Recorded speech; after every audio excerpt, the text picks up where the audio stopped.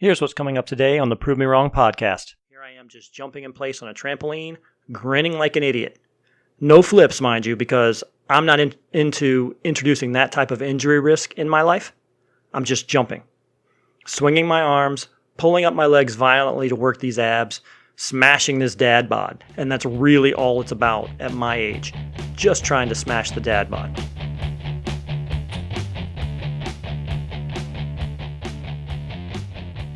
And welcome once again, everybody, to the Prove Me Wrong podcast.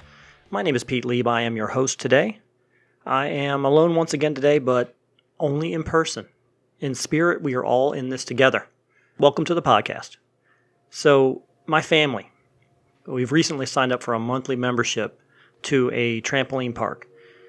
Now, what do I mean exactly by a trampoline park? Essentially, it's a huge indoor open space. It's inside a strip mall. It has an activity center, a family fun zone. There's something for everyone in there. Go-karts, climbing walls, virtual reality stations, Ninja Warrior courses like you see on TV where people are flopping all over themselves. It's pretty funny to watch. There are also different little trampoline pads of varying difficulties, from toddler areas to the pro spaces where the kids gracefully jump off ledges attached to the walls, propel themselves dangerously high into the rafters while displaying just perfect body control and absolute fearlessness. There's also a wipeout station where you have your own small trampoline space and you have to either jump or duck around that sweeping padded arm that gets progressively faster. You've all seen the show, I would think, right? So there's a spot where the arm goes by and either you have to jump or you have to duck. And if you miss time or miss it completely, it just wipes you out, obviously, and hence the name. It's pretty funny. There's just something uniquely awesome about watching people just get blasted by the wipeout arm, isn't there? I mean, I love it. So the family and I go there a couple times a week now. We've been there a couple weeks, mostly since the kids these days just don't know what the term independent play means. You can create the mental picture of my fingers making the air quotes right now when I say independent play. If the disdain in my voice wasn't enough to communicate my emotional state anyway. It's almost impossible anymore to pull a child away from the allure of conditioned air and electronic devices. And with the online gaming components we have now, it gives the illusion that you're actually connecting and interacting with other people. Now, adults older than 20, you know that we really aren't, and in most of these situations, you'll never actually meet the voice on the other side of that headset. It's a trick, obviously, right? One that is making the soft, impressionable young minds of this generation almost incapable of interacting in real-life scenarios. It is difficult for me to be too hard on my children or children in general, though. I mean, I haven't totally gone all, get off my lawn, you rotten kids guy yet. Mostly because I like to be as intellectually honest with myself as I can. And while I would love to blanket today's youth as lazy and disconnected and addicted to television and video games, if I'm being intellectually honest, I have to admit that at their age and given their access to current technology advancements, I probably would have been exactly the same. I mean, who wants to have had to go out in 98-degree weather, digging through the woods all day, getting bit by bugs, falling into creeks, skinning your knee, getting dirty, when in reality you can do all that while shooting zombies in virtual reality. They really don't compare. So I can't be too difficult on the children of today because we didn't have it that way. So anybody who goes along and says, well, in my day, we rode bikes and did this, did that. Yeah, that's true. But you are looking at it more from a romantic point of view than from it actually being better than some of the options the kids have today. When I was young, the only way you met anyone was to actually meet them. We didn't have headsets where we could talk to somebody across the world. To meet someone, it actually started outside of the confines of the roof and four walls that we lived in. It meant you had to wake up, get dressed first thing in the morning, and you were gone out of the house. We would come back in for lunch. We would come back in around the time when the lights came back on, the street lights. Other than that, we were outside all day long. We never came in. There was when I was growing up, there was a pack of about 30 kids, the entire neighborhood, and we just played all day long outside. That's something that does not happen as much anymore. There was this great meme that I saw recently that showed this collection of bikes laying on their side on someone's front lawn with the tagline on it. This is how we knew where our friends were when we were young. And that is so true. We didn't have phones or location devices to show us where these people were. We had to literally go outside and find them. But I digress, because this isn't a my childhood was better than yours rant, because I have no proof of that in reality. It's total opinion from the old coots like me, placing some type of, a romantic notion on corded phones and tape decks and riding in the trunk of the family station wagon or in the bed of a truck, completely untethered, exposed to certain death. This isn't that kind of rant. I still think I'm a few years away from that guy, thank God, from being that guy. This is more of how the hell did I get so old so fast? That kind of rant. And so back to the trampoline park, okay? The kids love it. I love it. I use it as a way to get some fun exercise for all of us a couple times a week. That doesn't require me throwing around some unrealistic amount of weight over my head, because I'm at an age now when I don't need to be able to physically bench press a car. I just need to be in shape enough now to get out of the way of one if it's barreling down on me. And jumping is fun, right? I mean, if you haven't done it recently or ever, try jumping on a trampoline. It's fucking great. The feeling of just floating in the air is amazing. You try it for about 10 minutes, though, and tell me if you aren't on the verge of a massive coronary.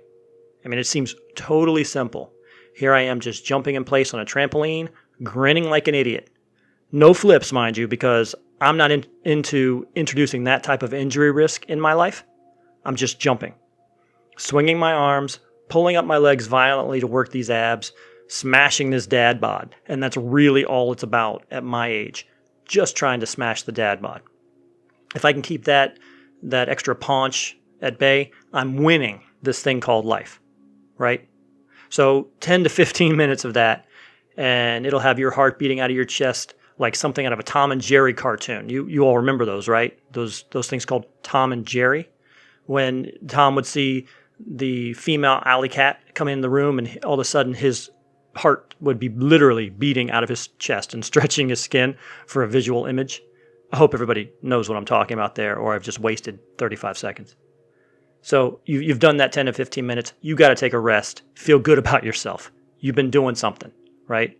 I know that I'm going to be sore, whole body sore tomorrow, and for a few days, actually. But it's all worth it because, again, it's the only body I have, and I got to do what I can to take care of it as long as possible. So while I'm sitting there, I start thinking to myself, how did I get here? When did I get old? When did I stop taking chances in favor of safety? I look out and I watch these kids in front of me propel themselves with complete and utter abandon for their own personal safety. And I clearly remember that being me, and it only seems like yesterday. I mean, I used to jump off garages, out of second-story windows, onto couch cushions, out of trees. Hell, on a previous podcast, I rather embarrassingly told you the story of the time when I tried to jump a 20-foot chasm with disastrous results. Could have killed myself, quite honestly. Now, I won't jump off a curb. Hell, I pulled a rib muscle laughing the other day. Laughing. I am terrified to sprain, pull, tweak, or heaven forbid, break something. I almost never go more than 3/4 speed for any reason at this point in my life. I mean, I remember a few years back really heating it up for a bit, actually attempting to sprint full speed. I almost fell on my ass from the sheer awkwardness of it.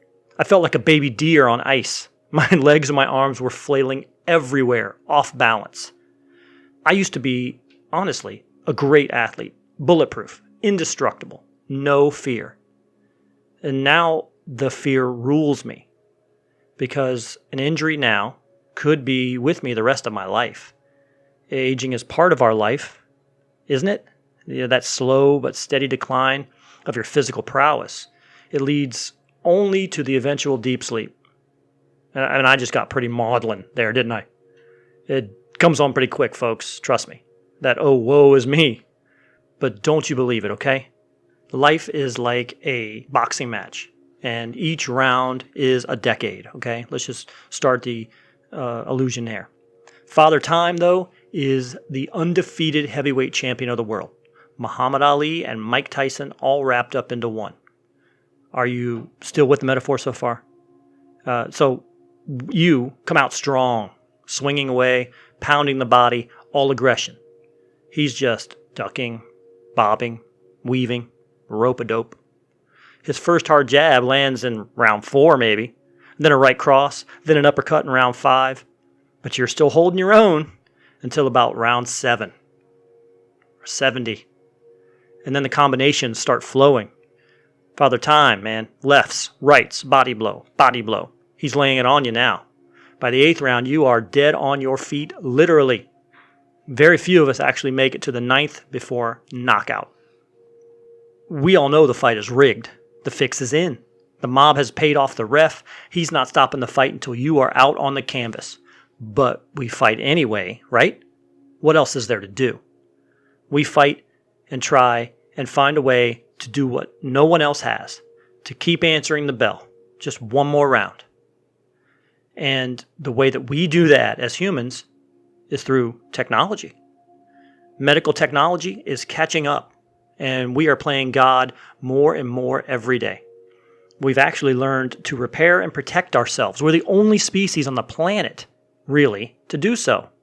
How awesome is that? Illnesses that would have killed us 100 years ago have been essentially eradicated. Certain physical birth defects can be corrected. Do you take it for granted? We are at a point now that you tear a tendon, they'll reattach it. Your liver stops working, they'll replace it. Rehab technology, diet, nutrition, you name it. Humans have been on a mission to extend our life and improve the quality of overall health. We are better in almost every way now than we have been in any time in our recorded past. Now, if we could just abolish that food pyramid here in the United States, we'd be that much better off. So where do you think we're headed? Or where do you think the goal is? I mean, I think I can tell you what the goal is. Immortality. Wow, that was quite an echo. Or at least a lifespan several times longer than we enjoy now. I have long said privately that if some part of my physical body stops working, replace it. I am not so tied to an arm or a leg that I would live in pain or permanently disabled as long as my brain still works. Right? Just replace the rest. Can you imagine a day when the average lifespan is 150, 200 years? In most cases, it's the body that prevents it, not the mind. I mean, obviously there are some individuals who have degenerative issues, and those are unfortunate, but those are not the norm. The norm is the body breaks down first. You hear it all the time. You know, they were still here, sharp as a tack. It was the body. There's only so much wear and tear that your body can take without breaking. There are some chemical answers that we've tried more recently, human growth hormone, supplementation, testosterone treatments. They don't last forever. If we truly hope to extend our lives in a meaningful way beyond where they are now, it will take replacement parts, limbs and organs. I mean, you look at robotics right now, and the work medical science is doing with veterans who lost limbs or people born with birth defects, the tech is getting better every day. It's amazing. Robotic arms with hands that can pick up objects and open bottles just based on feedback through sensors attached to shoulder muscles. It's almost like you are thinking it. Your shoulder muscles are making the movement as if your real arm was still there. The robotic arm is picking up on that sensory output and making it happen. That's incredible, right? You know, legs now that have joints at the knees and have a more fluid range of motion. Gone are the days of Captain Dan's magic legs. Captain Dan, you got magic legs. Now we have dudes with cheetah blades looking like fucking spacemen androids running in the Olympics. You know, if that's the future, sign me up. The only issue we have right now is really with organs. Organs are a bit more tricky at this point in terms of rejection, tissue rejection. We need to make sure that you have a match that your body won't reject. And sometimes people die just waiting, or a lot of times people die just waiting for a good match, the replacement. They have to wait for someone else to die before they die. That's a terrible way to live. I can't imagine that kind of daily existence. And even if you do get one, say that something fortunate happens for you and you do get that liver transplant, there's no guarantee. You may replace something and have a few good years, and then it fails too. And then you're back at square one trying to do the same thing again. So where has this technology gone? 3D printing, if you can believe it. Right now, 3D printers, they're not just building habitats on Mars or working guns or car parts. They're building organs. They're building pieces of your body. Right now, 3D printers can construct heart valves that would fit the exact specifications of your body. Soft, flexible, made of silicone, functioning in a more lifelike manner, and for a fraction of the cost. But they're still working on that. They're still kind of getting that through. None of these things are currently in use yet, but it's the future. It's on the way. And silicone isn't the only material that they're currently working on. So there's an article in Science Daily. It was dated August 1st, 2019. It's from the College of Engineering at Carnegie Mellon University. And they're talking about, they published a paper that details a new technique. I'm reading from the article now. A new technique allowing anyone to 3D bioprint tissue scaffolds out of collagen, the major structural protein of the human body. The technique, known as free-form reversible embedding of suspended hydrogels, with the acronym FRESH. That's the greatest acronym of all time. FRESH. Free-form reversible embedding of suspended hydrogels. That's great. Still reading from the article here. What we've shown is that we can print pieces of the heart out of cells and collagen into parts that truly function like a heart valve or a small beating ventricle. By using MRI data of the human heart, we are able to accurately reproduce patient-specific anatomical structure and 3D bioprint collagen and human heart cells. Going a little bit farther down. Collagen is an extremely desirable biomaterial to 3D print with because it makes up literally every single tissue in your body. What makes it so hard to 3D print with, however, is that it starts out as a fluid. So you try to print this in air, it just forms into a puddle. So they have to use a technique where they actually put that in a biogel and allow it to harden inside the gel, and then they melt the gel away, and then you have the working organ. So we're there. We're almost there. We're so close, people. We are getting to the point where you have something wrong with your heart. We're not putting some foreign object into your body. We're not going in with a pig valve or a bovine valve, a cow piece. We're going to create something out of human cells and collagen. And it's going to be designed specifically to your specifications and fit perfectly. That's pretty damn awesome, right? Back to the article here. Looking forward, FRESH has applications in many aspects of regenerative medicine, from wound repair to organ bioengineering. It is just one piece of a growing biofabrication field. Really, what we're talking about is the convergence of technologies, not just what my lab does in bioprinting, but also from other labs and small companies in the areas of stem cell science, machine learning, and computer simulation, as well as 3D bioprinting. So we're there. We're at the point where we are almost making organs. Right now, there are something like over 4,000 patients in the United States that are waiting for heart transplants, and millions probably around the world who need hearts, but they are not able to get on a wait list, or they are waiting and don't have the ability to have found a viable donor at this point. This type of technology changes all of that, changes the game. We starting here, before long, we'll be bioprinting livers, we'll be bioprinting lungs, we'll be bioprinting, we're already growing ears on the backs of rats. We've already developed cochlear implants and LASIK surgery for your eyesight, your hearing. We are slowly getting to that point where we will be androids in some way. Something breaks down, fix it. Let's keep this train rolling. We've now also been able to start printing internal bone structures as well.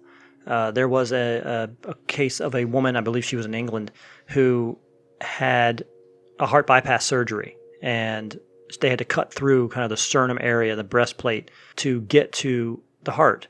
And when they put it back together, her sternum kind of failed to heal correctly, and it collapsed. So after that, she was in just tremendous pain all the time, and she couldn't figure out how to get it fixed. She was constantly in pain, and ultimately they were able to 3D print her a brand new chest plate, essentially, made from titanium. They actually created a breastplate, 3D printed it out of titanium, and put her back together with it.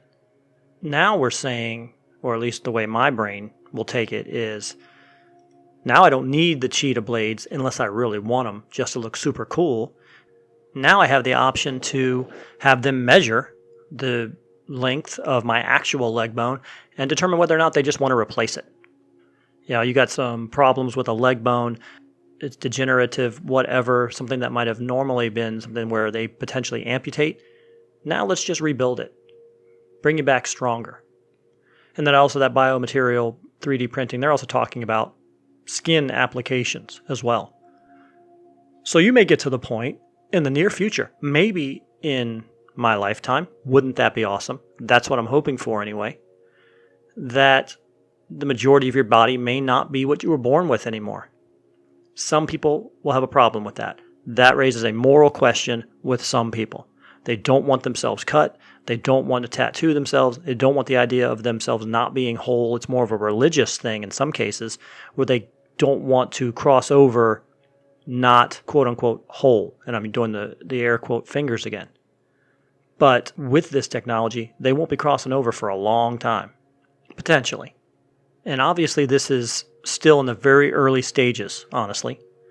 But again, I'm a fighter, and maybe by the time I'm in my round 7 against Father Time, and he's really starting to give me the business, laying it on thick, I can turn to my local neighborhood 3D printer to create that liver or heart and get back in the game. Think of the uses for individuals with cancer right now.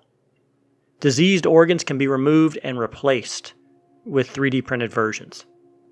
And I don't mind walking around like RoboCop if I still have a good quality of life. If my brain is still healthy, again, replace the rest. I don't have a moral hang-up about it personally. But what lifespan are we looking at? What's too long? I mean, maybe you get to the point where I am like something out of Interview with a Vampire, and I think, man, I'm just so bored. I've been around 400 years. I just keep replacing stuff. I'm tired now, and I want to go. I want to die. Maybe you'll get to that point. But I, for one, would like the opportunity to get to that point where I'm just bored with it. Say, you know what? Let's skip this one. Let's not worry about replacing my liver this time. I'm ready to check out. But it would be my choice. It wouldn't be something where my body just said, I can't take it anymore. I'm out of here.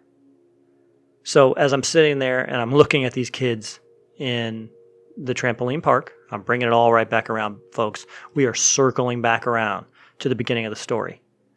Take care of your body, but keep taking chances. And again, I get it. That fear is real. Trust me. It's with me every day. Every day, if there's something I really struggle with, it is the fact that time keeps moving. I am actually getting older, and I struggle a lot with whether or not I have accomplished enough in the window that I've had so far. And just with the knowledge that the window is closing slowly, it's something I struggle with. And so those kind of struggles and those kind of thoughts might make you naturally fearful to take too many chances. But you got to keep doing it. You got to keep going after it. You got to keep giving it your all, because once you stop, that's when you actually really start to die, in my opinion. When you stop doing things is when you really start to deteriorate. We have a ranch house here in Florida, and I never really wanted a ranch house for the longest time because I always thought when I was young that ranch houses were things that old people got because they could no longer walk steps. And then that to me signaled that once you could no longer walk a step, you are now in the process of dying. You are in the end game. So when I came to Florida, initially I was kind of skeptical about the ranch because I thought, well, what does this say about me? Is this saying that I'm at a point now where I can't walk steps? Obviously not. But that just shows you kind of where I'm at mentally on the whole thing. You can't stop living because someday we're all going to die. It is what it is. But again, humans are one of the only species of animal on the planet that can actually do something about it. And that should give you hope. It should give you something to look forward to. I mean, take care of your body. Right now, it's the only one you got. But maybe not forever. Maybe someday in the not too distant future, by the time I hit my round 7, I'll have a few more options. What do you all think? If you have a comment or a question or something you want to talk about in terms of this topic or any topic, you can contact me through the Prove Me Wrong Podcast Facebook page. It's Prove Me Wrong Cast on Facebook. You can send us a message. Let us know what you think. Where do you think the medical technology is going? What is your threshold for how long do you want to productively live? Do you have a moral issue with replacing limbs or replacing organs from your body if it extends the quality of your life that much longer? Do you have a problem with maybe eventually replacing your face? Maybe even the person that you look at in the mirror isn't the person you've seen your whole life. Are you okay with that? And maybe even a little bit scarier is they're also looking at ways right now to download your consciousness into another form, into a computer, into another body. That's getting a little weird to me. Because now we're talking about physically transferring what makes you you from you to somewhere else. How do you feel about that? If you have any comments on that, you can also contact us through email.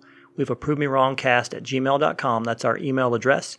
You can also find us on Instagram at Prove Me Wrong Cast on Instagram. If you like the show and you'd like to find other avenues to listen, we are on iTunes, SoundCloud, Stitcher, Tuned In Radio. We're also on the podcast app. Really anywhere that you find podcasts, you can find the Prove Me Wrong Podcast.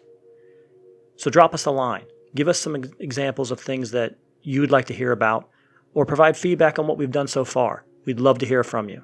If you have something that's really good, maybe we'll even read it online, or we can bring you in for a future podcast. So this episode of Prove Me Wrong Podcast is brought to you by Zendozone's Citronella Burners from JT Eaton. They're shaped like fearless little tiki gods, and let Surfin' Stan, Hawaiian Howie, and Luau Lily bring the islands to your backyard with Zendozone Citronella Burners. Zendozones uses natural 3% citronella candles and incense cones, perfect for patios, decks, backyards, campsites, poolside, and more. Enjoy the outdoors again. So get Zendozones, so they're available now on Amazon and at Ace Hardware. Collect them all today. For the Prove Me Wrong Podcast, for Christina and Lauren, even though they're not here, my name is Pete Lieb again. I'm the host, and we'll see you again soon.